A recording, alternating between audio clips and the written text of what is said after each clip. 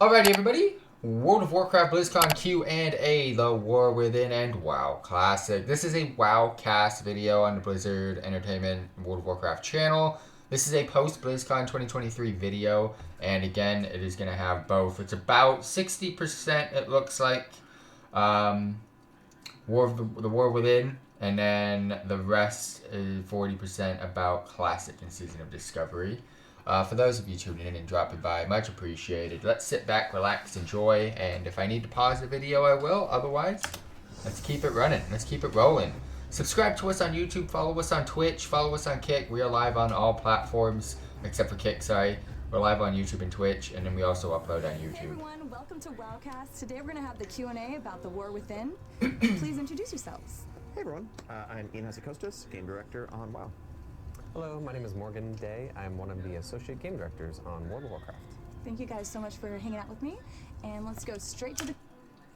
Hearing the in-game music in the background, it sounds off from the microphone. I was trying to figure out, do I have World of Warcraft open? I do not. Questions. Our first question is from Fuser from the Warcraft Community Council, and they ask, in the near future, will a 2024 roadmap be revealed? Yes. I can say that is something we're working on in the near future. Hopefully we can roll it out in the next couple of months. We love the reception, to us pulling back the curtain and setting expectations for what 2023 was going to look like. We're just, buttoning up some final details, but want to have a similar picture that we can lay out. It's obvious. They're starting off with the easy ones. That even after Guardians of the Dream, that's just rolled out this week, players can expect 3 more updates to Dragonflight before War Within pre-patch. Oh, so shit. We'll have all the details when the roadmap lands. Our next question is from AJPST on the WoW subreddit. They ask, what do you guys think about the 3-day early access? Yeah, so obviously we've seen a lot of discussion about the early access aspect of the Epic Edition. Before he really answers this, I don't understand why people are complaining about it. It's 2023, fam. Games have changed. This is how almost every game works like this nowadays. And what also I don't get is if you're playing World of Warcraft, almost 80 to 90% of the people playing it are probably getting the Epic Edition anyways. So you have nothing to really worry about. I do understand people are arguing about the fact that you're going to get a 3-day early access. That's not the normal to World of Warcraft. The normal is everybody starts at the same time, race to max level, race to world's first, race to this, race to that. Get it. But if you're actually going to be racing, you're usually the type of person that's going to get the Epic Edition. So In the last few days. It doesn't affect really anything. Where this came from, where this started, was us looking across the board to add value to the expansion bundles at all levels. So starting at the base edition of War Within, compared to Dragonflight, like that includes the boost now, which again was only available in Heroic and up in Dragonflight. It includes Dragonflight itself, if you didn't, own that already. So when we increase the value of the base level, we need to also make sure that the increased tiers have their own compelling offerings. And as we considered options, cosmetics, features, access, things like that, one of the things, of course, we paid attention to across the industry is the option of early access as well as beta access. We understand this as a live game, as an MMO, as a competitive and cooperative game. There are some unique dimensions to any kind of early access offering here. And there's a little bit of fine print that people have seen on the website, but I want to just elaborate on what that means a bit more. We're really trying to do everything we can to ensure that this is really just a head start on leveling up. You can jump in and work on getting to 80, exploring the world, seeing the story, but Mythic Zero dungeons, weekly quests, things like weekly specialization cooldowns, the high-end treasure tables, if there are rares. You won't be able to do that during the first week. All those things that will feel like any kind of long-term competitive advantage are not going to be available during this first few days. For folks who are used to jumping in and just it's never changed, so expansion launch, people stop complaining. He's stating facts. Things have already traditionally been locked until the first weekly reset, until Tuesday morning in North America, Wednesday morning in Europe, Thursday morning in Asia. That is staying the same. It's just a cool benefit, a cool perk to those of us getting the Epic Edition. Here is to make sure that certainly by the time Season 1 starts, if you have 2 players with similar playstyles side by side and one of them had early access and the other didn't, you really can't tell which is which in terms of any competitive aspect of the game that matters. So it's looking to offer increased value where we can, but also roll it out and manage it carefully to make sure that it's fair. Our next question is from Zayaxlein from Germany, and they ask, if expansions are supposed to be released faster in the future, will that have an impact on the amount of this is my expansion? this is my concern. I've enjoyed. So the issue with my gaming, and I'm changing the way I do things on my channel, and I've announced this recently, especially with the Dream patch that just got released 10.2. I'm not fully changing over yet. I'm waiting for that first expansion, the next expansion, to be able to do that. I've played WoW 18, 19 years almost now, and I've made content since Wrath of the Lich King, but Wrath of the Lich King, it was like, I was having fun now, but I was just doing random shit in Wrath of the Lich King. Cataclysm, I kind of took a step back. Mist of Pandaria, I started doing more content, and then I deleted everything because it just wasn't happy with it. And then Warlords of Draenor to now is when I've like, that's my channel. That's what I've got. I've become so casual in the game to where I like to do everything. I don't do endgame, like, uber endgame grinds anymore. I get it done, but I don't grind it anymore. I just like to get everything completed and done and collected and finished and accomplished and completed everything. If expansions are going to get released so fast, I need to see how much content we're going to get, because if we have the same amount of content at a faster pace, people like me are not going to be able to get this stuff done. And if not, how do you ensure that the quality and quantity remain the same? That's a great question. Something we've also heard a lot of discussion around. Just want to be clear, obviously we're focused right now on the War Within, and that's what we're talking about. But as Chris Metzen laid out, we have Midnight and the Last Titan on the horizon. Those are WoW expansions. And we're not trying to do some game shrinkflation here. WoW expansions are staying WoW expansions, right? When you see War Within, that's 4 zones, 8 dungeons, new levels, a raid, all of that stuff. Again, not saying much about Midnight, but I can say it's going to have 4 zones, dungeons, a raid, etc.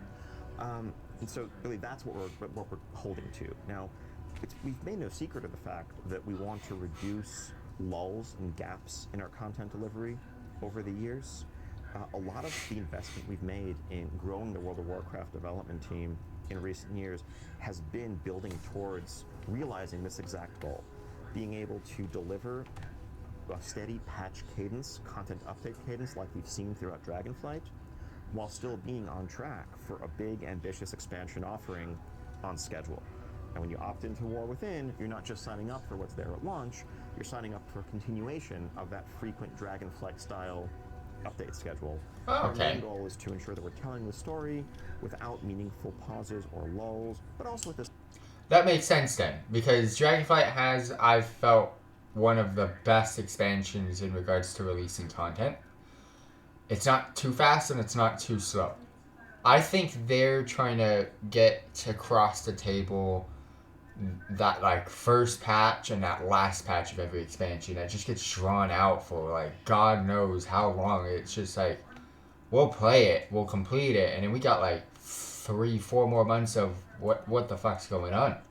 We're going to go play a different game. I don't think they want that. I think they do want to continue it to where there is no stoppage. That makes more sense. At the same time, not rushing through it and giving each, whether it's a narrative beat or a raid tier or whatever, the time that it needs to breathe and for players to really enjoy it at their own pace with the next thing on the horizon. I like it. Yeah, and like Ian mentioned, there's 3 more updates coming in Dragonflight. One of those things will be a Season 4, like we saw with Shadowlands, and that's an opportunity for us to do some fun experimental things, as well as to kind of revisit some of what we saw in Season 4 of Shadowlands. But there's also some like kind of awesome surprises coming in there that the team has really been looking at ways to like provide really unique experiences to the players and really make sure that Dragonflight is fresh and exciting all the way through as we move into the War Within. Our next question from many players around the world, and including myself. Will druids have dynamic flight in all of their flight forms, or some? No one or do they use cares. Flight forms specifically for dynamic flying for druids. Can confirm that druids will have dynamic flight in their flight forms. That's how flying is going to work going forward. Our next question is Watermist from the Warcraft Community Council. Why is static flying not available until level 80 while dynamic flying? They've answered it at BlizzCon, you dumbo. Water miss. Come on, man. Yeah, I can take that one. You know, we actually discussed this quite a bit as we were moving into Dragonflight, but something about dragon riding, it just makes the questing experience a lot more engaging and exciting, and you know, it really changes the way you engage with the world. And also, you know, until you've really mastered it, there's a bit more variance to it, where, you know, with static flight, you can kind of like pop up, idle, look around, exactly pinpoint the quest mob, boop, land right on top of it, versus there's a lot more like, you know, active gameplay with dragon riding, aka dynamic flight. I have to train my brain now. Yeah, me too. Dynamic flight. So yeah, we just feel like, you know, that's a much more interesting way to engage with the world, especially during level up. As you're They could have come up with a different name. And then Dynamic and Dragon they both start with D. Not too long after reaching max level, there's probably some really basic things that you might be used to, like explore the world, do some questing. We won't have renown on it. We learned that lesson. And then you'll be able to unlock it very early on in the War Within as well. Our next question is from Dirty Paws from the Warcraft Community Council. Oh. Answer this correct, please. Dirty Paws, you're my guy. Are any changes coming to what we saw in Dragon? Fucking remove professions. Guarding professions is the new system we got in Dragonflight. The new system. Remove it, Are there any please. changes coming to what we saw in Dragonflight? Yeah, totally. So in the War Within, you know, we will have new kind of specialization points. Fuck. I'm still leveling up my fucking original character's professions, man. Where you can kind of customize your different professions. There's no customizing. Oh. Those are specs, though. Those aren't points, you dumbo. Remove the talent stuff. As you are continuing to skill up in the War Within. No. Something else we're looking at is inspiration, the stat. You know, we added a bunch of cool new stats for crafting in Dragonflight. And inspiration is one that we've heard a lot of feedback on and kind of keeping an eye on, since, you know, ultimately sometimes you have to kind of crit your crafting to make it the most valuable one possible, and if you have to crit, then the crit isn't a crit anymore, it's success. So we're looking at that one. And then lastly, you know, we've seen a lot of great feedback around crafting orders and how people are enjoying that, but if you're not someone who's like at the bleeding edge of, you know, the crafting system, it can be hard to find crafting orders that you can fill. So we're looking at ways to kind of increase availability of crafting orders, and one of the ideas that we're currently experimenting with, and you know, not sure that this is something that we'll be able to do at the launch of War Within, but we think it's a really fun idea to explore, is the idea of like NPC crafting orders, where maybe when you go to the crafting order UI, there'll be like someone, you know, the Valdrak Accord wants you to make some stuff for them because, you know, they're short on swords or something. They broke them all. Something like that could be really fun, so that it increases the audience that can engage with the crafting orders. So those are kind of the areas that we're looking at for War Within. Not happy. They didn't go in depth enough on that. I want professions to go back to the old system, or if it's too late to go back to the old system because of the new shit, they need to make it easier to level up. Make it there's just the complications on professions is really, really bad. I'm an engineer. I'm only an engineer because we got cool, unique teleportation devices, portals, toys, collectible pets, all that stuff. We got things. And then I'm an alchemist. I don't know why I'm an alchemist anymore. I actually really don't know why I'm an alchemist anymore. I've been an alchemist and an engineer. I've been an alchemist since alchemy was released, and engineering since engineering was released. I have never switched. I don't want to switch now on my main, but I might have to be honest with you. I'll probably never get rid of engineering, but it's disgusting how long it takes to level. Our next question is from Verald from Sargeras. How will the Borband's transmog unlocking work with class-locked items such as tier set tokens? Yeah, we're still kind of working through the details there, but in terms of the tier set tokens, we imagine that would kind of remain to be soulbound. Certainly that's an area where we're looking to get feedback on. Like, I know there are people who have multiple of one character. So that's definitely, or sorry, one class. So it's definitely something that we'll be listening to feedback on, but right now the plans are those will stay soulbound, but that doesn't mean if based on feedback we couldn't find some alternative solutions there. Yeah, I think it's going to vary across legacy content. Set pieces were obtained in some different ways. Right. I think, if specifically as personal loot or otherwise something is obtained directly as the warrior set, then you'll have to earn that on a warrior. There won't be a way to, when playing your rogue, collect a warrior appearance if it's dropping with class-specific logic.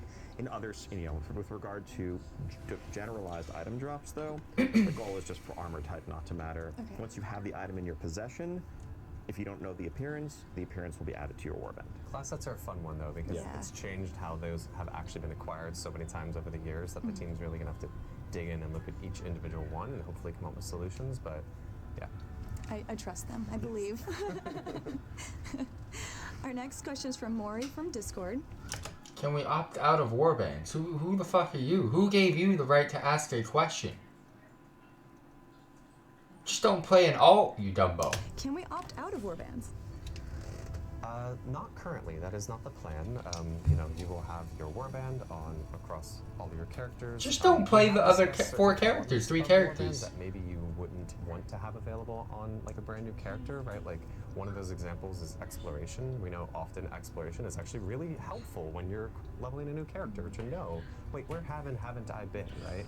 So that's one of those kind of unique areas where we looked at and said, like, actually this is a space where maybe we don't want to do that just from a pure gameplay perspective. It would actually be less convenient to have that. So definitely looking at areas. That was the worst like question that so far. we can look to make adjustments to. Yeah, I'd definitely be curious to kind of hear a bit more about what's behind this question. Like, if there's someone who's looking He knows what's up. He knows this question's stupid. to opt out of warbands, what aspect of it would you not want defaulted to being inherently account-wide? Because most of this to us, based on the feedback we've Bro, had, whoever asked this question, duel me in game right now. Let's universally go. desirable convenience. But if we're overlooking Add me. FTWitachi #1571. I'ma clap your cheeks, dude. Our next question is from Ravage from the Warcraft Community Council. How will account-wide everything work for people who have multiple accounts on one client? Will each account be separated by their licenses, or will all licenses accounts be included in the warband account-wide? Now, I want to try to answer this really quickly. If you have multiple accounts on one account, you got a problem. And then, if you have multiple accounts on one account, all your accounts should be separated. Everything. Your warband, the members of your warband will span your Battle.net account. So if you have multiple WoW licenses, all of those will share warband benefits. Okay, now, that was wrong. There are some restrictions and limitations when Yes. it comes to that particular case. Let's go. I think for starters, when you're looking at the login screen of character select, you will only see the members of your warband on that WoW account. You can't log into a different WoW account. That's Suck it. crossing some walls that are pretty hard barriers within our system. Also, if you're actively multi-boxing, there may be some restrictions on interacting with certain aspects of shared warband systems, like the warband bank, for example. If one character on account A is actively using the warband bank, account B may find that that is currently locked.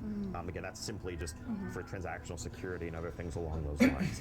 But if you're just looking to play, make progress toward achievements, earn renown, share transmog, all of those things, doesn't matter whether you're on one WoW account or multiple, as long as they're on the same beacon. Yeah, there's definitely some solutions that we've discussed. Like for those of you that have been on multiple characters, how only one of them can make progress on your pet battles, because that's a kind of account-wide progress. There'll be similar solutions like that we'll see for a couple different systems, where it's like, okay, this one logged in first, you're the one that kind of has tap to earn certain certain progress across your account. All right, our next question is from Severex from the Guild Unleashed.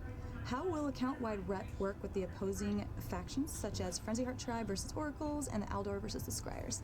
So for this one, was trying to be very clear on the What's Next panel. The current plan is that our War Within Renown and Reputations will be shared across the entire account. When it comes to more of those legacy ones, we're still kind of looking into what it'll take to achieve that. But even in that world, there are certain reputations like that are really tied to the fantasy of an individual character, right? Like, oh, this character made a choice. So it's very likely we would keep those one tied to the characters, but then there's also the element of, well, what were the rewards that I got from those choices, and those are the areas we want to make sure that that's shared across your account. So it's more just the fantasy of that reputation with that character. That's a good way to do it. Gotten from it. I mean, still want to be able to share account-wide everything, but your character is your As character. Morgan said, I think for sure War Within reps will work this way. We hope and aim to make Dragonflight reps also kind of retroactively warband level, because those feel current and relevant. For new players leveling up in War Within, Dragonflight's going to be the level up experience. But for the dozens and dozens of other reps, it's something we want to do. The answer, just to be clear, it's not a this will never work on the warband level. It's just there's a lot of kind of data archaeology and making sure that we're converting and fixing up things appropriately that needs to be undertaken. We want to make sure we're not losing any data along the way. That's something we want to do, but it will take time. All right, our next question is from Varlens from France. How many characters can we fit I'm assuming into it's Warband, 4. and are we limited I've seen to 4 one or Warband? 5. I think it's 4 though.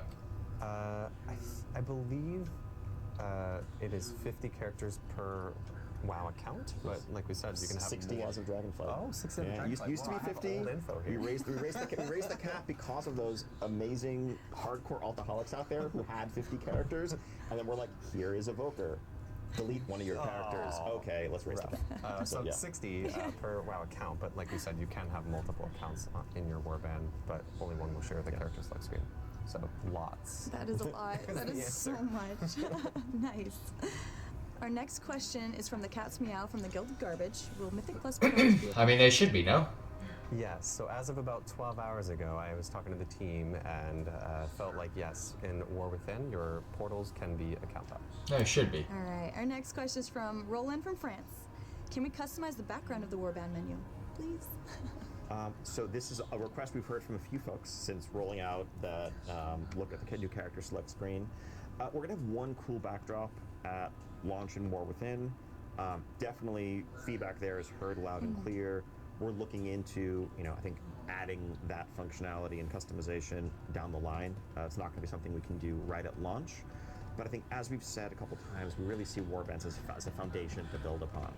And so, yeah, like the idea that as you reach a certain warband renown level with a certain group, if you could have their settlement, if you like their vibe, you like their general architecture, if you could unlock using their settlement as your background character select screen, that's the kind of thing we'd love to chase in the future, but not at War Within launch.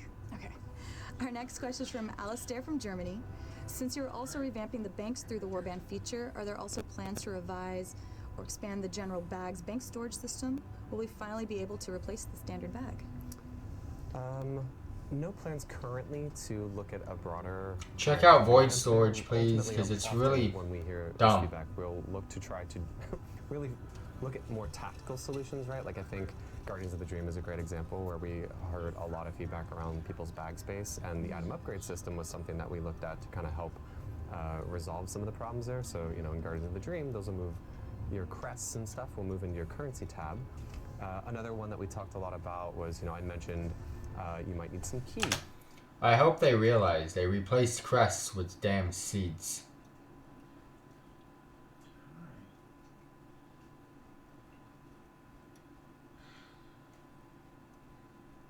Yeah, my bags are still full because I've got seeds instead of crests now.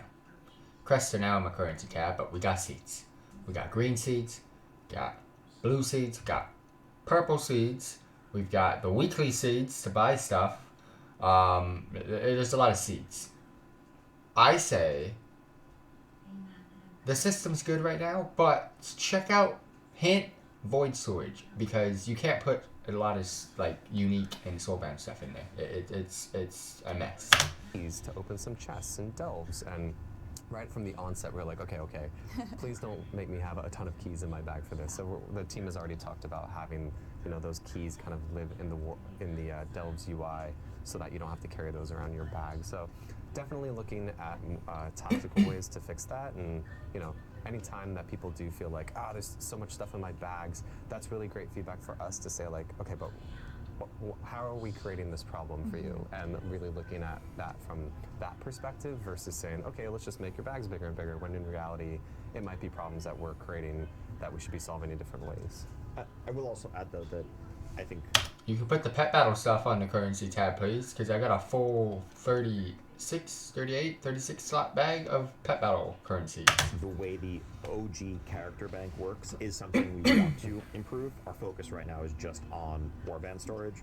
But yeah, I agree that it feels archaic to have to buy a whole set of bags and individually put them in your bank slots when we have examples from the guild bank or the warband bank of, you know, just a more, you know, streamlined tabbed system, but focuses on warbands for now. You don't like the bag progression in the game? I mean, I know Taylors love it. But it's maybe not the most elegant thing. Our next question is from a lot of players all around the world. Is there something more you can do about bag bloat? The warband bank sounds like a step in the right direction, but we're still piling up valuable items faster than our bags are growing. I think pretty much what Morgan just said to like, that. You know, it's something that we've heard probably more than ever over the course of Dragonflight. You know, when we've really doubled down on more varied world content in particular, which tends to have localized little systems and ecosystems, and you're gathering fragments as part of one event, or you're getting something else that's tied to a vendor as part of another. That can very quickly become overwhelming. We've been actively surveying, like looking at what items are most commonly in players' bags and trying to use that to guide our development philosophy going forward. You know, the answer, as Morgan said on the last question, isn't more bag space. At some point, you know, if you have 120 things already, that is an overwhelming amount of stuff. We should be trying to limit what we're asking you to hold rather than just giving you more and more space until you can't even find anything in your own inventory anymore. A change that we are making in More Within also that will help to a small degree here is we're actually having, this is so exciting for me, but I'm sure most people are like, what are you talking about? Is like there will be subheaders within the currency tab. So like we can start to do things like say, hey, here are my War Within currencies. And then say, here's season 1 War Within currencies. And that way you can just say like, all right, collapse that. I don't want to see all the currency bloat as we've seen in the past. Because, you know, a lot of the time the team does discuss like, hey, should this be a currency or should this be an item in the bag or how do we want to deal with that? And often the question is, well, is it evergreen or is it seasonal? And if it's seasonal, we often say, all right, it should be an item in your bag because we don't want that to be bloating my currency tab for the whole expansion. But in More Within, having the ability to have those kind of like subheaders will, I think, help a lot in terms of being able to leverage that system more. All right. Our next question is from Stud Muffin from the Guild. I don't think the trading post is going anywhere. We'll see the trading post in the next expansion as well. Yep. I mean, yeah, it's been a fun addition to the WoW ecosystem, right? It's a chance to get a cool range of WoW cosmetics into the, out to the player base of all play styles. We're already planning out a full fun slate of themed drops over the course of 2024. And yeah, Trading Post is here to stay. I'm sure Stud Muffin will be happy to hear that. Did the sword go live during BlizzCon? Exactly, yes. Nice. Yeah, Nice. I mean, I'm sure everyone tuning in to this WoWcast Q&A is ultra informed and already knows this. But one of the fun things we did with the Trading Post was the surprise drop for completing the monthly objective in November of a couple of sort of Sargeras transmogs that would have been spoilery if they'd been there on November 1st, but a few days later, makes sense. Yes. Did you just recognize the sword? What sword? I tricked you. Our next question is from Arbiter from Discord. What about server merging? Right now, most restrictions are lifted, cross-server groups and guilds, item and gold transfers, and region-wide auction house. What can we expect in the future? If they can, they should try to just merge as much as they possibly can. I know, for example, on my alts, I really love playing on a ghost town server. Like, don't let me see a single soul. Or, no, I wouldn't say that, but I like to see, like, very limited people. And then on my main, I have him on a high pop server. Like, I need to see people left, right, and center because I need to do content on him. They should make it to where merge as much as you can and give people free transfers to, let's say you did merge and it now becomes like a low to a medium pop server. People want to go back to a low. Give them that option, but merge as much as you possibly can. So our approach so far has really been to tear down those barriers. Many aspects of the auction house still are realm-based. The commodities portion of it is region-wide.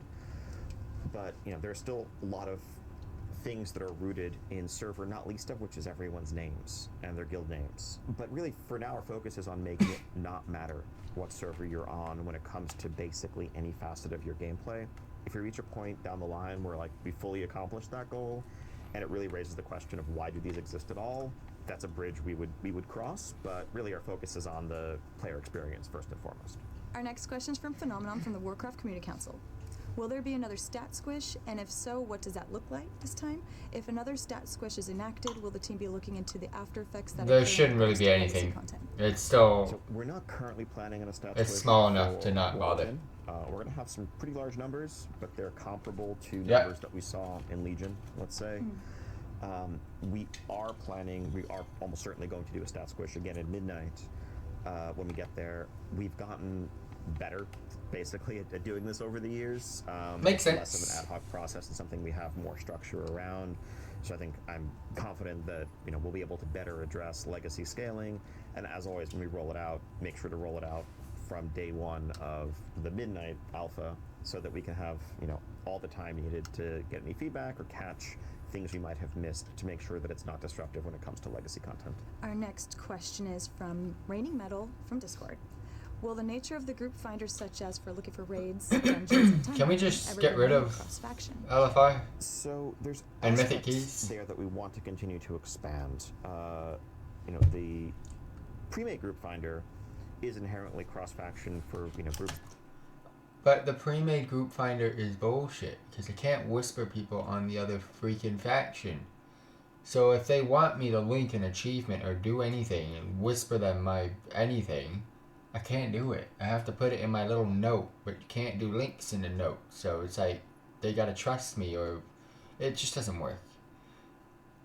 Lift everything, and I know this has nothing to do with the question, remove LFR, or get rid of either normal, heroic, or mythic, which it would just make sense to just get rid of mythic. Go back to how it was, LFR, normal, or heroic. I wish it was just normal, heroic, but LFR, normal, heroic, or normal, heroic, mythic, I don't care. Get rid of one. And then, mythic keys, they gotta go. That you can form and walk into instances. It's an opt-in activity by design. And I think our plan is to keep it that way, in the sense of avoiding situations where someone is randomly queuing up for something and then just finding themselves in a group with members of the opposite faction in a way that can sort of violate some fundamental boundaries in the rest of the in-world Azeroth fiction. Our focus is on letting people play with their friends, first and foremost. Now, we recognize, though, that there are some activities, time walking probably being the most notable among them, that can only be accessed via queuing. And there, what we would like to do, and we are working on this, is have the ability to say that, yes, if you're a pre-made cross-faction group, you can queue up for any of these queued activities, but that's not quite the same as random matchmaking with people who aren't opting into that cross-faction gameplay. Our next question is from Rugsy from Discord. Can we expect to see the continuation of expanded character customization in The War Within? Can we expect more than new hair, eye colors coming in? I'm assuming the answer is just yes. Yeah, I think this is another one of those ongoing projects, I think, as we've seen over the course of Dragonflight, some of our updates. Thank you for the follow, game_planner, much appreciated. As it makes sense. It's something, same with our UI updates and other areas.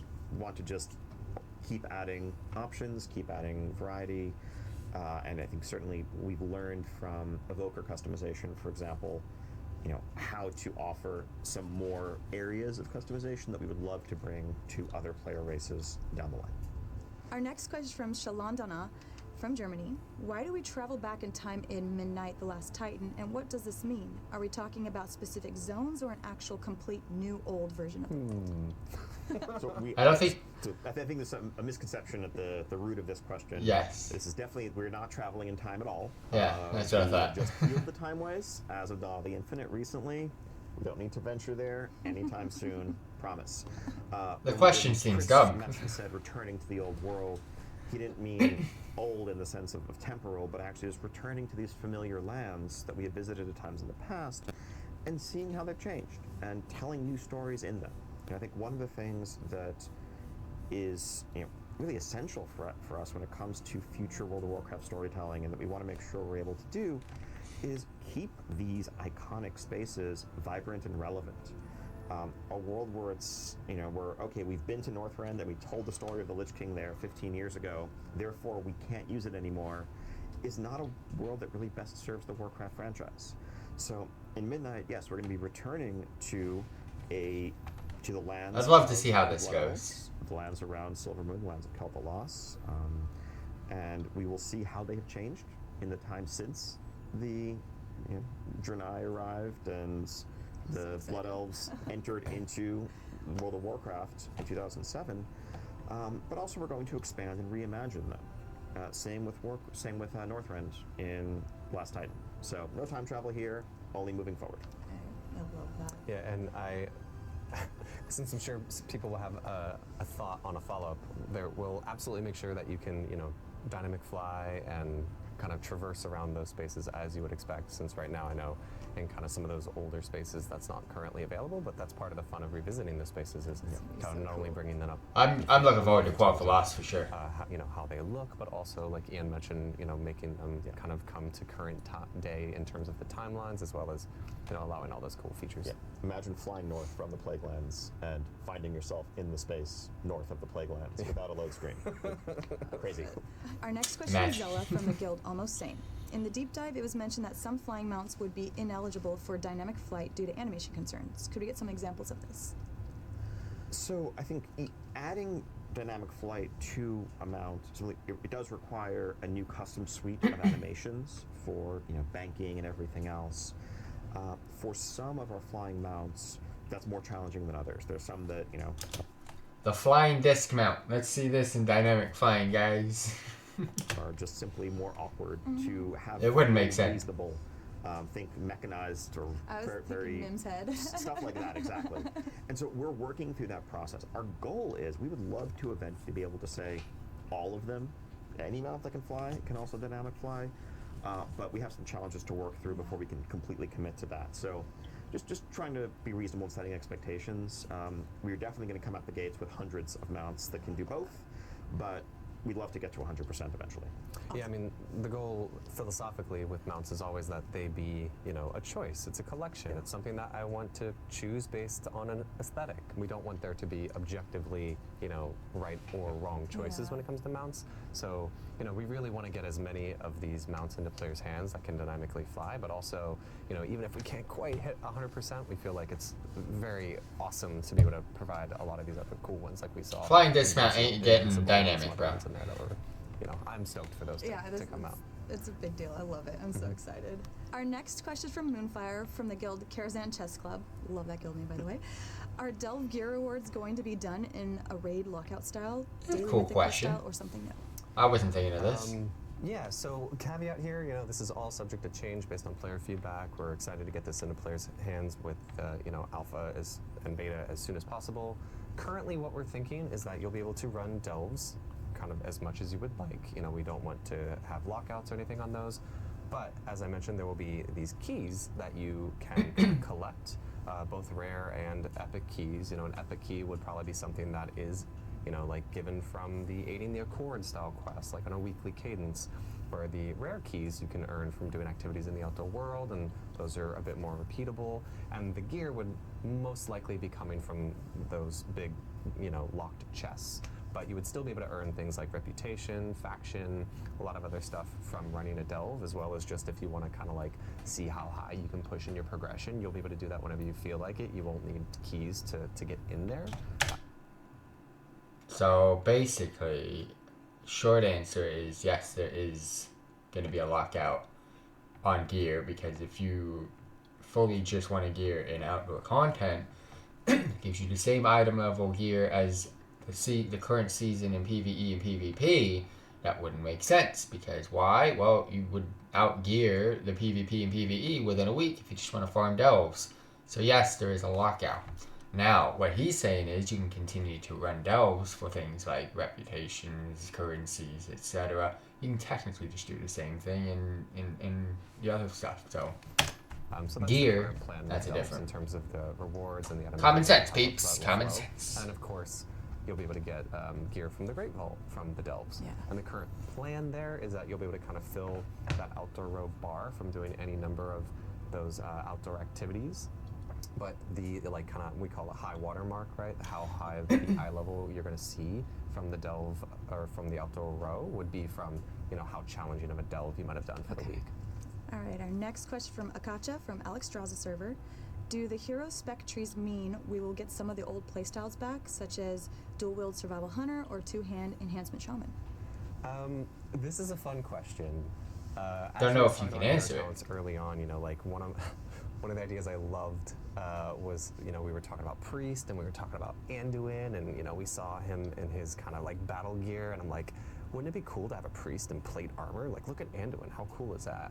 And then the more we got to talking about that, the more we were like, that would cause such massive itemization concerns, right? Like, we all meme about like hunter loot, but like the problems that could occur just in terms of like getting gear for different specializations based on, wait, just because you're a different hero spec, suddenly you need this item that I'm not used to people needing. So we wanted to really avoid any of those kind of problems. We do think it's a fun space to explore, but that's not currently something that we would do with hero talents. If we wanted to make a change like that, we would want to make it much more global, so that was a lot more understandable. Our next question from Solenis from France. Yes. Will archaeology make a comeback? I've already in the seen World this. So archaeology, as it's been known in the past, I think the triangulation minigame, I do not think is likely to return in that form. I think when we look at archaeology, we understand, we hear these questions, understand the desire for and the interest in both the fantasy. They know no one likes it, and it's uncovering pointless. and unearthing aspects of Azeroth's history and the cultures that have lived here for centuries. Secrets of thousands Azeroth. years. Also, it's a chance to collect some cool cosmetics and more. So I think we're looking for different vehicles and different outlets for that gameplay, for those rewards. It's not hard to imagine, Delve scratching a little bit of that itch as we're journeying with Bran into some of these vaults and locations throughout Khazalgar that we might, in addition to loot and other things, be piecing together some pieces of a larger narrative and relics of the past. And it's something that the team doesn't want to let go of, entirely. But the feedback we heard by and large about the triangulation minigame was that it was frankly more tedious than fun. And that was, I think, the majority opinion. I know that there's a minority who loved it, but I think we, in this case, are listening to and are guided by the feedback that we're hearing in aggregate. There actually will be a, not archaeology, but a fun feature that is going to help scratch at that itch that Ian was talking about and really dive into some more like of the lore of the world in one of those future updates for Dragonflight called Azerothian Archives. Which is, an opportunity for us to kind of take another view at how we might implement something like that. So I'm excited for people to see that, and please give us feedback. And if that's something that you enjoy or like and want to see more of, we're always talking about ways to kind of add depth to the world and add, just the discoverability of some of the story of, these spaces that we're visiting. They have so much history and life to them, and having ways to discover that is always something that we're talking about. How can we inject into the world? Yeah, more info on that coming soon. Our next question comes from Harrison B. from the Wormrist Record server. Going into the War Within, are there measures in place to ensure accuracy with previous storylines? Yeah, I think yes, always, right? We have a vast team of actual literal, lore historians in our story and franchise development group. We have a fellow by the name of Christopher Metzen, who knows a thing or two about I don't know about that guy. broad part of Warcraft history. And yeah, just an amazing team of narrative and quest designers and folks who really live and breathe World of Warcraft lore. It's a big, complex space to keep track of. Obviously, we will occasionally miss things. Cue red shirt guy, but by and large, we do everything in our power to keep it all straight and make sure that we're not forgetting anybody. I think something that Taryn Gregory focuses on in particular these days, which is particularly awesome, I think is really tracking and charting the character arcs of all of our major characters, kind of diagramming that out, understanding who's going to be in the background at a given time, who's going to be in the forefront and central to the story, making sure, again, that we're not forgetting anyone, and that if we reach a juncture in our narrative where it just really makes sense for a certain character to be there, they would not have sat idly by while something happened, we're going to make sure that we pay that off and don't neglect it. So yeah. And also that they're speaking with one voice, right? When you have a team as awesome and as epic as the World of Warcraft team, there's often multiple people. I agree with that. Individual characters, and making sure that The World of Warcraft team is extremely. Blizzard Entertainment as a whole. I really want to see Taryn's document on how he tracks all that. Yeah, they think Always Sunny whiteboard meme, basically. It's pretty close. All right, we have one last question. It's from Wow from Discord. Any chance on porting the multi-stage casting mechanic from Evoker to other classes? I'd love to see it on KS Bowl. No! No plans to extend that out. Go away! You know, when we have new kind of iconic No. mechanics like that for classes, No. we like to kind No. of keep them sacred for a little while. And, you know, we're not quite out of that window yet, but it's certainly something No, that trust me, please. the team has talked about, and No. they're excited to explore in different spaces. You know, there's obvious examples. If you do that, you're going to have to absolutely dumb down the specs. Evoker's got absolute pointless rotations. The rotations are based off of the triple cast. It's, bro, you got to dumb down. Bro, Demonology is like 10 times the amount of spells and buttons than an Evoker. It's like, you know, Chaos Bolt's a fun one, but also Hunter's a one that I know Destruction's a lot Like, less can I than just pull Demonology, down but more? still. It's very iconic in terms of gaming mechanics. So No. definitely something we're talking about. Do but not. Something that we're looking to extend in the War Within. Please, no. Thank you so much, guys, for talking about the War Within today. Thank you all for the amazing questions. This is really just the tip of the iceberg, right? It's so exciting for us to pull back. These three are awesome, by the way. What we've been working on, what's coming your way next year. I know there's many more. If I could questions meet out there. anyone, We're gonna Eon keep would be looking to get definitely one. information out to Just all to of meet him, you just to say and thank just you. Kind of continue the conversation as we move ahead towards Alpha in the spring. Yeah, what he said. Thanks for being here. Don't go anywhere, guys. We're going to have a Q&A with the Warcraft Classic team. Yay. Alright. That's cool. Let's jump into a Q&A with the Classic team. Please introduce yourselves. Hi, I am Ana Resendes, one of the 2 lead software engineers in the World of Warcraft Classic team. Hi, I'm Clay Stone, Associate Production Director on the WoW Classic team. And I'm Tim Jones. I'm the Assistant Lead Game Designer on the World of Warcraft Classic team. Thank you for joining. Let's go straight into the questions now. Our first question is from many players all around the world. Why didn't you announce Wrath Era rounds? This is gonna hurt. We in the Classic team is the moment where we're having the most offerings we have ever had in the past. You know, we get to have the new season coming up, Hardcore. You can also go to the Classic Era servers, Grad of the Lich King, and then Grad of the Lich King is going to be moving into Cataclysm. So when thinking about all these offerings that the Classic team has, If Burning Crusade went Wrath of the Lich King, he's gonna have to go. Sorry, everybody. But hopefully, we were very in the future, they bring it back. All of it as their individual eras. But I'm just gonna say this now. And individual eras as their end game. Not release it, but I don't think that's gonna happen. Just let it go, guys. Just let it go. conscious about not wanting to further fragment the population and where people want to join into this journey. So we currently don't have plans to do so. That said, on the technical side, when we implemented Burning Crusade and Wrath of the Lich King, we were like super focused to make sure that whenever we want to bring those experiences again, it's going to be not such a hard time as it was the first time. Like, we implemented it with in mind that it's going to come back at some point. Our next question is from Macaulay from the EU server of Ravencrest. Can you please share more specifically what is your current idea on the increased leveling speed from 1 to 80? Yeah, so, you know, whenever we bring an expansion like Burning Crusade or Wrath Classic and now Cataclysm Classic, we feel like we have a really good opportunity to sort of reframe that expansion, and that's sort of where the genesis for a lot of our hashtag some changes come from. And when we think about the leveling speed, when we think about Cataclysm specifically, there's a renewed focus on Eastern Kingdoms and Kalimdor and that level 1 to 60 journey. That the level 60 to 80 journey being spent in Outland and in Northrend kind of doesn't feel like it's a part of. So what I would expect is for that level 1 to 60 journey with its hundreds of new quests, we expect a lot of players to be there, either brand new players or returning players, and we might not make as many adjustments to that 1 to 60 portion, although I will say we've been incredibly pleased with how well Joyous Journeys has been received every time that we've been able to bring it back for Wrath. It's actually live right now in Wrath Classic, so I would expect to see that from time to time for that level 1 to 60 journey.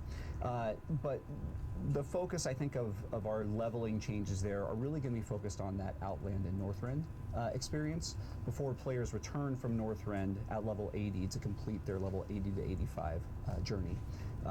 in the main 2 continents of Azeroth. So I would expect to see just some experience increases there, similar to what you would see with Joyous Journeys. Not to take away from any of the content in those level bands, but certainly to get people a little bit quicker to that 80 to 85 portion once they reach that section. Our next question is from Tom L. on ATH server. What will be done to make guilds more accessible and useful in Kata? Yeah, so this is another one. These where questions are a when we bit look back at sus. the original Cataclysm. There's 2 sort of components that we think about guilds from. One, making smaller guilds more viable or on more of an equal playing field as the larger guilds. And then 2, reducing some of the toxicity that was kind of introduced back then. If we look at that one first, there was a guild perk that existed where for however many members you had within your guild, every time that they would loot gold, the guild would receive a portion or a percentage of that. And so it basically then made it super impactful or important for a lot of guilds just to spam invites and try to get as many members as possible. I think that's certainly one area that we want to address. And then the other section on the smaller guilds, there are guild experience caps, both daily and weekly, and challenges that players are being tasked with to overcome on a weekly basis. And the larger guilds have a much easier time being able to do that. So I would expect that as we look at what we can do there, I would expect that some of those challenges or experience gains or the I missed the reach guild that those, I had in Cataclysm. experience caps may be adjusted so that smaller guilds can participate in that and unlock some of the perks on a more equal playing field. It felt like All right, our next question is from Awesome on the Battle server. it felt like the guild that I had back then. It felt like a GTA roleplay guild, and it wasn't really roleplaying though. Yeah, short answer, yes. We're planning on doing It that. was weird. It was just like the sense of Oh, that's a I created a guild with the purpose of Our next question is from Lilyberry on leading it on my own time Is to there do any stuff. solution It was coming weird. out I for loved the it gear though. score meta, making it impossible to gear up alts because I get constantly rejected by groups. Yeah, there's a lot of Answer to this is get good, fam. content that was both part of Wrath of Lich King Classic, like the Titan Room dungeon Just get system. good. It's not that hard. really Get your allowed gear players score up, my to guy. Continue to explore dungeon groups now through the random dungeon finder. There's more ease for players to get. I don't get why people think they're allowed to do everything. And really, If you're the not good, items you that can't do need it. to So be able stop. to eventually jump into raids. Yeah, and this is something that we're gonna keep monitoring through our. Don't monitor it. If people suck, You they know, suck. not just when Cataclysm starts, but also when the pre-patch comes in. I can't do and mythic people might be keys coming back to the at game and trying to 20 plus. Why? experience Because like, all of the one, I don't content. want So we're to. gonna be looking into it and making sure that. And that's we're actually mainly always why. on the looks I could for do it if I ways wanted to. that, But my character's not ways that, capable. like as Tim mentioned, the Titan Room dungeons. Because I'm not sometimes farming the like 15 that. to There's always, 19 like, to different gear up steps for the to get 20s. there. We know that Titan Room dungeons, we acknowledge that they might be a little bit of a steep step for a newer character, so you can always start, your journey going into. It's like I should have said raiding. I don't do mythic high-end mythic raids because I don't farm heroics to do the mythic. That will be coming into Cataclysm in a different form. Our next question comes from SageMan1923 on the Classic WoW subreddit. Could we possibly get a roadmap of the future level caps? Yes. Yeah, so Season of Discovery and the level caps. I guess just to recap sort of what those level caps are, we're starting at level 25. After level 25, we're going to raise the level cap to 40, we're going to raise it to 50, and then we're going to raise it to 60, and of course have all of the end game content after 60. When we think about the timing for those, we're not ready just yet to say when they're coming. There's an element of flexibility in there that we want to be able to maintain. Part of the I think it's just because they just want to see people get an opportunity with the player base to complete the content, and then once they've seen enough people complete the content, they'll release the next one, and that's how it should be. It's a fun, simple side game for Blizzard Entertainment, and that's how I think that's what he's about to say. Inspiration for this was back when the original Classic beta was live prior to its launch in 2019. It was so cool to see the new metas that developed and what an end game at level 30 or level 40, I think it was, were the two level caps we used, what that looked like. So when we think about the roadmap and the timetable for when we'll be increasing these level caps for Season of Discovery, we really want to give enough time for that meta to develop and for players to be able to experience that end game at each of these level caps. So you won't have to wait too long, but we want to give it a little bit more time to see, how the first one at level 25 performs, and kind of use that as a basis for when we want to start moving on to the next ones. Our next question from Asadai on the Crom Crush server. Will content from previous level caps remain relevant from chapter to chapter as the level cap is increased? Yeah, absolutely. The beauty of making level up content is that we're adding new things to the outdoor world, and even as phases progress and people jump in that weren't playing in phase 1, or people making alts because they can't wait to see what kind of runes that other classes have to offer, they're going to be leveling through Azeroth again, and the new content, the new rune discoveries that we added to zones all throughout the world, people get to experience that. So that will definitely be relevant content to the level up experience all throughout the lifespan of Season of Discovery. We also hope that the content like our level up raids, that people feel comfortable incorporating those into their level up journeys. Mm-hmm. So if you're in phase 2 or beyond and you can get a group together in your mid 20s, then why not run Black Fathom Deeps a couple times, get a couple great pieces of gear and use that to help That's kind of cool. yourself up. Get one of those new items that we're creating. Yes. Yeah. All right, our next question is from Malzar with the guild Jolly Roger. They ask, is it reasonable to assume that classic raids will eventually come to Season of Discovery as well, such as being able to acquire Atiash? Yeah, so yes, absolutely. So many of those raids are so iconic, we absolutely want to include them. I think at this point, thinking about the Season of Discovery twist on everything, it's possible that they could also come with some changes. When we think about that, we think about some of the work that we did on Season of Mastery as kind of being within the realm of adjustments or additions that we might make to them. But on the flip side, we're still discussing it, and we recognize that players' characters that'll be coming to each of these are going to have access to tons of new abilities, and that's kind of going to bring a fresh spin on these raids as they exist without any changes or additions. So something that we're still in discussion on, but the raids will absolutely be there. Malzar has a second question, and they ask, are there any plans to introduce any new legendary items for Season of Discovery, such as the original Ashbringer or Frostmourne? It's a big maybe. I think we're so excited to explore sort of the unfinished storylines or quests that abruptly ended, like what's behind the gates of Timbermaw Hold in Azshara, or why does the quest line for the Shade of Aranicus gem abruptly end in Winterspring? We're super excited to explore continuing those storylines or quests when it's appropriate and when it is respectful of content that was eventually explored in future expansions. Our next question comes from Sir Thunderpaws on the Classic WoW subreddit. What are you going to do to address gold inflation, gold buying, and botting? Yeah, so this kind of activity and the impact that it has is incredibly important to us. Not just as developers of the game, but also as players of the game ourselves. So it's something that the team is incredibly focused on, almost nonstop.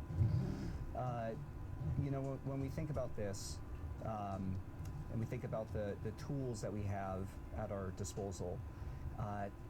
It gets challenging to get into specifics on it because the more that we talk about it and the more that we talk about how we work on this or the areas I was about to say that we work on to help address it, the more self-defeating it can become because of that level of insight that we're giving into it. So I would say that I'm sure some players have noticed the occasional instance where an instance might close for a little bit with not very much warning and then may reopen. Those could be areas where some of our team are making some changes due to some activity that we've seen in those spaces. I think part of the challenge really is that communication problem that we come across. We're trying to find ways to be more communicative about our efforts. One of the things that we started doing several months ago is working with our community team to post the monthly number of accounts that have been actioned to kind of give some of that visibility into the work that our team and our partner teams are doing in this area. I think bottom line, we recognize that this is a battle, and we recognize that it's a battle that's not going to stop, but we are up to the challenge. This is one that we are not going to stop fighting. The team is committed to it. Our partner teams are committed to it. There's not much that they can do, so I mean, them just trying to do something about it, that's, people can't expect it to go away. On the technical side of things, we're always looking into different options on how to increase all of the code and like the systems that we have in place, and She's gotta be it's careful. always part of like our tasks that we always are looking into, and we work really closely with the modern side of the game too, because to kind of have a concrete and like unified front into this battle. Our next question comes from the BG Hero on the Classic WoW subreddit. How do you plan to balance factions for World PvP and Season of Discovery? Yeah, so this is a fun one. I want to start kind of just talking about servers or realms for a second. I don't think a lot of players realize, because we've only talked about it once or twice publicly, but when we were developing hardcore realms, we were actually able to develop quite a bit of technology and new methods to raise the realm caps for the number of concurrent players that we can have connected to a single realm at a time. Notice that. That's why there's only 2. Substantially. So when you look at the number of realms that we launched with on hardcore, it may seem like there's only a couple, but they can actually hold a far greater number of players at a single time than we had ever previously been able to achieve on previous classic realms. So that's certainly something that we want to employ when it comes to Season of Discovery. It's kind of like we want to do as few realms as possible while still being able to get everybody in who wants to play. Now that being said, I'm also not an engineer, so Anna, I don't know if you want to talk a little bit more about that or about the PvP side of things and how that's going to... Yeah, I mean, we hope that with these, the population kind of regulates a little bit more, knowing that like with less options to choose from, we have seen these in data before, right? When there's not as many servers to choose from the beginning, kind of like the factions start balancing a little bit more. So that's our hope with all these improvements that we're doing. The other thing too is that the World PvP event that it's currently being developed, well, actually it's ready to go for level 25. It actually doesn't start until both factions get to a certain threshold. So we're hoping that when the event starts, it's going to be at a balanced place and a balanced battle. And of course, we're going to be keeping a close eye on it and just making sure, like, hey, is this working? Do we need to do any adjustments to the World PvP event that might, help? I remember back in the day, they used to give buffs to the opposite faction in Wintergrasp, and it was always Alliance when they couldn't get it. that balance and keep So I that think balance. And making it that's fun, something right? they Like, could you look into want it to be again, fun. but that was not a So, great yeah, fix. kind That of was like a keeping an band-aid eye on fix. the cyber population, plus also the new events and all of those kind of things. I think limiting Keeping servers faction is balance on mind. an easy way to do Look it. forward to watching those streams on that World PvP event. Yeah. That's Yeah, it's good. gonna be fun.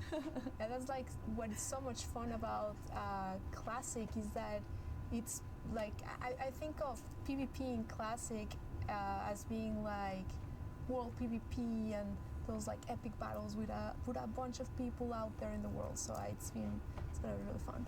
Very excited. Our next question comes from Arithma from the Guild After Dark. Are there any plans to buff and or tune both instance and open world content Stupid to make up for question. the large number of buffs coming to every class? Yes, absolutely. We want the world of Classic to feel both exciting and challenging to players, and especially as we're adding new content to the open world, really encouraging people to go into all the nooks and crannies of different zones looking for these new runes.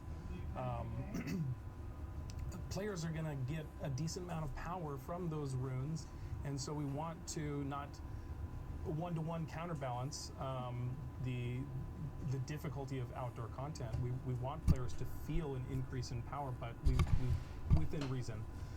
So where it's appropriate, we have the power to adjust the HP and the damage of creatures in the outdoor world. Now, as for tuning of our raids, we also want our raids to be challenging. We also want them to be approachable, but especially for rewards, we want to make really cool items and rewards for people to be excited about and go after in these dungeons. And so we want the challenge of the bosses to reflect the power of the rewards that we're handing out. Our next question comes from RoarG90 on the WoW Classic subreddit. Is there a possibility we can see two-handed enhancement shaman viable as DPS? The modifications necessary to make both, there's a lot of modifications necessary to make both two-handed enhancement shamans and dual-wield enhancement shamans viable. For Season of Discovery in particular, we've focused more on modeling after the Burning Crusade version of enhancement shaman. We're keying off of runes like Lava Lash and dual-wield specialization. To get two-handed enhancement shaman working properly, we'd probably have to add like a 5th rune to some of the armor slots to make that work. That's not in our plans currently, but it's an intriguing possibility, and on the Classic team, we're always listening to feedback of our players, so if that's something that players are passionate about and want, please tell us. Oh, we will. Just you wait. Just you wait. Our next question comes from Beth F. on Sinjin. Will there be a Scarlet Monastery? Oh, that'd be too good. The content that we mistakenly teased at BlizzCon, it really represents just a huge aspirations that we have on the Classic team. The treatment that we gave the Black Fathom Deeps raid, it represents just what we're willing to do to existing content. I'm so excited for players to be able to see our discoveries that they didn't get to see at the convention or BlizzCon, because they're really a great example of the level of detail and care and love that we're putting into making brand new content. And all of that to say, there's a deep desire among us on the Classic team to make brand new, never before seen Classic raid content for Season of Discovery. There's nothing to announce at this time, but we're definitely excited and have big aspirations. Our next question comes from Felich on Kazakh. In Season of Discovery, will I be able to find runes that make Smite Holy Priest DPS viable, or is Holy Disc meant to be healers? Yeah, I mean, that's one of the beauties of Season of Discovery and like having all these rune systems, is that the runes are not specialized depending on what talents you choose.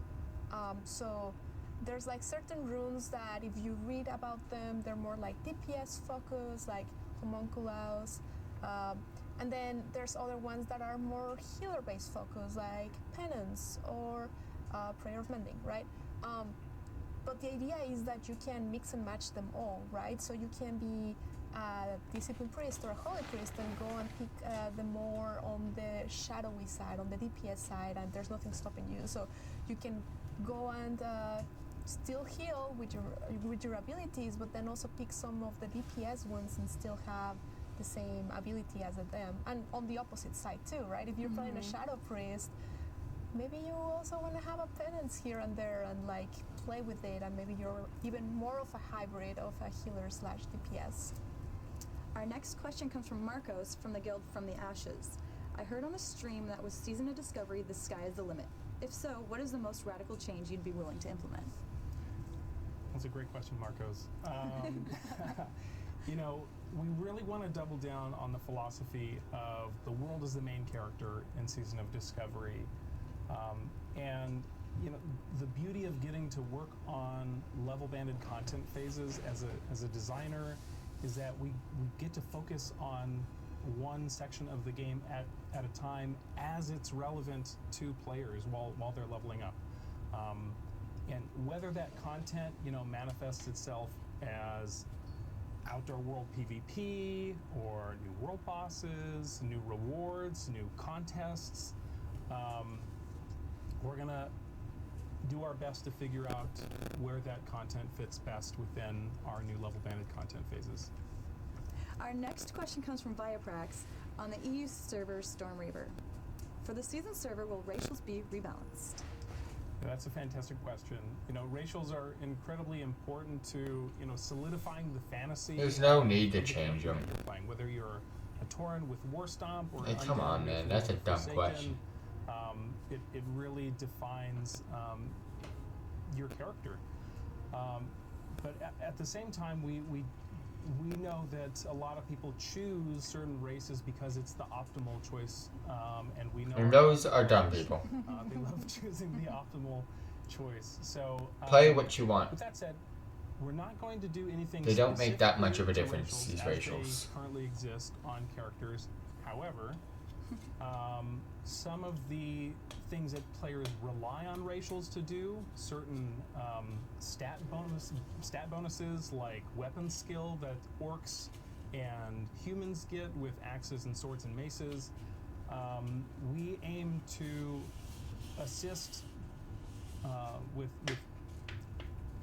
where people have access to those stats through the rewards in our level upgrades and discoveries that people find while leveling.